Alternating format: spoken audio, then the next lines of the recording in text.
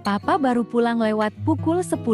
Aku yang belum tidur, meski sudah mematikan lampu sejak tadi, bergegas turun saat mendengar mobil memasuki garasi. Aku menempelkan kedua telapak tangan ke wajah, mengintip dari sela jemari, berdiri di anak tangga. Papa minta maaf, Ma. Suara papa terdengar lelah, menyeka, rambut di dahi. Hari ini di pabrik kacau sekali. Tadi pagi papa buru-buru berangkat ke kantor karena jadwal pengoperasian mesin yang dibeli 6 bulan lalu itu ternyata dimajukan. Hari ini, pemilik perusahaan mengajak beberapa manajer senior ke pabrik melihat seberapa baik mesin itu bekerja. Papa mengembuskan napas, mengempaskan tubuh di sofa, melepas sepatu. Setengah jam pertama, mesin itu sepertinya tidak bermasalah, bahkan sangat prima. Tapi entah kenapa, persis saat kami akan kembali ke kantor, salah satu sabuk mesin terlepas. Itu mesin pencacah raksasa, terbayang saat sabuk dengan lebar setengah meter, panjang 30 meter, terlempar begitu saja ke udara. 11 karyawan luka parah seketika, dilarikan ke rumah sakit. Belasan lain luka ringan, terkena bahan mentah yang seperti peluru ditembakkan ke segala penjuru. Rombongan dari kantor beruntung ada di box terlindung kaca, hanya dindingnya yang retak. Tapi tidak ada yang meninggal, kan? Mama bertanya prihatin, membantu membereskan sepatu dan kaos kaki papa. Papa menggeleng. Tetap saja itu kecelakaan paling serius yang pernah terjadi. Operasional pabrik terpaksa dihentikan hingga mesin itu diperbaiki, kemungkinan hingga seminggu ke depan. Dan itu otomatis berarti papa harus berangkat pagi pulang malam seminggu ke depan. Semua ini benar-benar seperti di luar akal sehat. Itu mesin baru, teknisi, bule yang memasangnya, bahkan masih ada di pabrik. Sabuk setebal itu putus begitu saja, seperti ada yang memotongnya dengan benda tajam. Mama tidak berkomentar lagi, hanya tatapan matanya yang lembut, seolah berkata sebaiknya papa mandi dulu, makan malam, istirahat. Semua masalah pasti bisa diselesaikan. Belum lagi, pemilik perusahaan marah-marah, dan papalah yang paling kena batunya. Papa yang menyarankan membeli mesin itu, memeriksa spesifikasinya, memilih vendornya. Dia bahkan berteriak-teriak, mengancam akan memecat siapa saja yang tidak becus. Hari ini, melelahkan sekali, mengurus buruh yang terluka, juga mengurus bos besar yang mengamuk. Papa minta maaf lupa menelepon ponsel papa. Ketinggalan di kantor, tidak tahu kalau Ra dan Mama sudah menelepon. Berkali-kali, cemas menunggu makan malam bersama. Papa menyisir rambutnya dengan jemari, menatap Mama, merasa bersalah. Mama tersenyum anggun. Ya sudah, sekarang papa cepat mandi, pasti Jati lebih segar. Aku yang mengintip dari balik jari tengah dan telunjuk di anak tangga menghela napas. Kalau sudah begini, pasti urusan di kantor besok-besok akan tambah rumit. Kalau sudah begini, siapa pula yang sedang berusaha memenangkan hati pemilik perusahaan dengan konser musik? Aku beranjak naik ke lantai atas, kembali ke kamar. Papa sudah makan? Belum sempat, tepatnya tidak kepikiran. Mama sudah? Belum, hanya Ra yang sudah. Dia pura-pura mau pingsan bahkan. Sejak pukul 7, anak itu semakin susah disuruh makan malam. Bersama, suara bergurau Mama terdengar lamat-lamat, juga tawa papa yang lelah. Aku pelan mendorong pintu kamarku. Aku menatap kamarku yang gelap, menyisakan selarik cahaya dari lampu jalanan. Hujan deras terus turun di luar. Si Putih tidur miringkuk di pojokan kasur.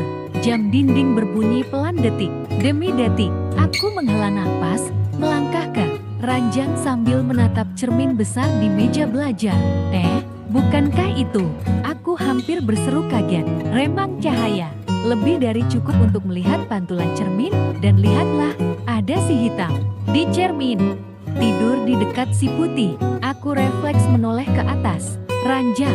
Tidak ada. Refleks kembali menoleh ke cermin. Tidak ada. Aku menelan ludah, melangkah lebih dekat ke cermin besar persis di samping ranjangku, memastikan aku tidak mungkin salah lihat. Aku tadi melihatnya di dalam cermin.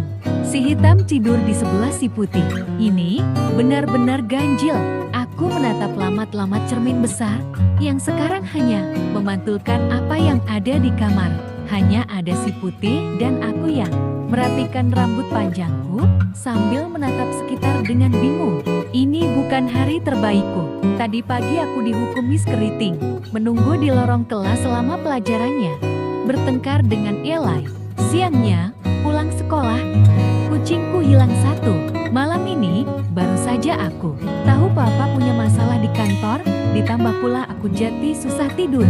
Aku sudah berbaring, menutup tubuh dengan selimut, mie meluk, guling, tapi aku hanya menatap cermin di kamar.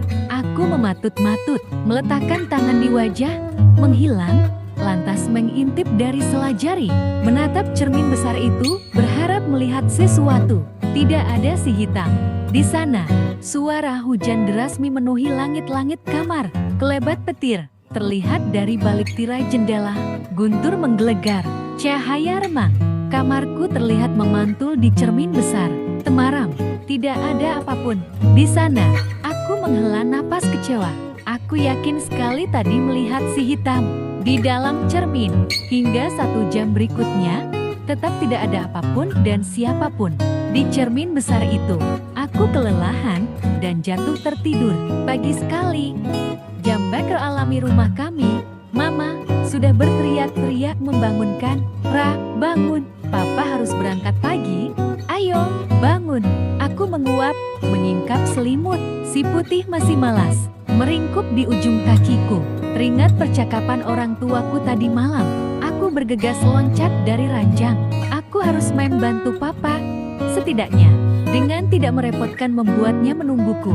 Aku mandi dengan cepat, berganti seragam, menyiapkan tas sekolah, memastikan buku PR matematika itu ku bawa, lantas bergabung turun. Pagi, Ra, papa menyapaku. Papa sedang sarapan, tidak menyentuh koran pagi. Pagi, wah, aku langsung menyerat kursi.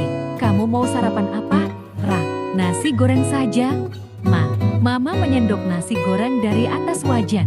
Bagaimana sekolah kamu kemarin? Papa bertanya. Seperti biasa. Papa mengangguk. Tidak bertanya lagi. Aku bergegas, menghabiskan sarapanku. Mama sibuk membereskan peralatan masak. Kotor, sarapan cepat. 10 menit aku sudah melangkah di belakang.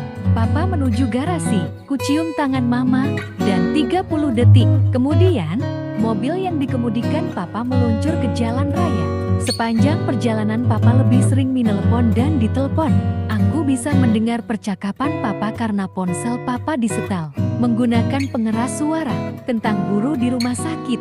Apakah keluarga mereka sudah datang? Papa bertanya memastikan. Juga tentang mesin pencacah raksasa. Tadi malam teknisi bule itu pulang jam berapa? Papa mengangguk mendengar jawabannya. Aku menatap keluar jendela, tidak terlalu tertarik menguping pembicaraan. Pagi ini cerah, wajah-wajah sibuk menyambut pagi disiram cahaya lembut matahari. Langit terlihat bersih, hanya sisa air hujan di ujung atap rumah, halte, pepohonan, juga genangan kecil di jalan. Bagaimana mesin cuci mama?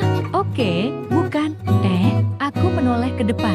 Kamu kemarin, Jati menemani mama ke toko elektronik? Papa bertanya, tersenyum. Oh, Jati, Pak. Tapi mama cuma beli model dan merek yang sama. Persis dengan yang lama kok. Kata mama biar sama awetnya. 5 tahun. Aku nyengir lebar. Papa mengangguk. Kamu hari ini pulang sore. Aku menggelang. Tidak ada les. Pak, pertemuan klub menulis juga ditiadakan. Mobil hampir tiba di sekolah. Dengan kesibukan baru papa, hanya itu percakapan kami. Tidak sempat ada momen papa memberikan petuah. Saktinya meskipun kadang tidak nyambung. Aku bersiap-siap, menyandang tas di punggung. Mobil merapat ke gerbang sekolah. Aku memajukan kepala, mendekat ke papa. Papa menoleh, tidak mengerti. Semangat buat apa? Pokoknya semangat aja. Aku tertawa. Semangat ya, Pa? Papa diam sejenak, menyelidik, akhirnya mengangguk. Iya, kamu juga semangat ya. Dadah, Papa. Aku membuka pintu mobil, beranjak turun. Dadah, Ra. Mobil segera meninggalkan gerbang sekolah. Aku menatapnya hingga hilang di kelokan jalan. Sejak aku sudah mengerti, aku tahu bahwa di keluarga kami juga ada peraturan tidak tertulis di luar peraturan. Mama yang setebal novel itu. Papa tidak akan pernah membicarakan masalah kantor kepadaku. Juga Mama tidak akan pernah membicarakan masalah apapun di luar sana kepadaku. Mereka berjanji tidak akan melibatkanku yang masih kecil sekarang sudah remaja. Membuatku ikut memikirkan, cemas, mengganggu jam belajarku. Biarkan Ra menikmati masa-masa terbaiknya. Demikian penjelasan Mama yang aku tahu dari mengintip di balik sela jemari.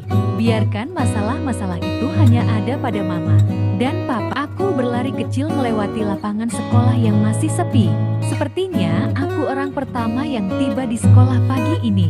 Aku menaiki anak tangga, berjalan di lorong lantai 2, masuk ke kelas. Lengah, aku menuju meja, meletakkan tas, melihat sekitar yang kosong, dan melangkah ke lorong depan kelas. Sepertinya aku lebih baik menunggu teman-teman di sini sambil menatap lapangan sekolah. Mungkin asyik menatap bangunan sekolah yang lengang. Pagi, Ra. Suara khas itu membuatku menoleh. Itu bukan suara Sally, itu suara Eli. Tapi sejak kapan si biang kerok ini ramah menegur orang lain? Biasanya dia tidak peduli. Jalan serada seruduk, mencari masalah. Sejak kapan pula dia datang sepagi ini? Bukankah biasanya dia nyaris terlambat? Kamu tidak menjawab salamku, Ra. Eli menatapku sambil cengar-cengir, tidak membawa tas, menepuk-nepukkan tangannya untuk membersihkan debu. Sepertinya dia habis melakukan sesuatu, habis memasang sesuatu, entahlah. Kamu sudah datang dari tadi? Aku menyelidik. Setengah jam lalu, gerbang sekolah malah masih dikunci. Eli tertawa.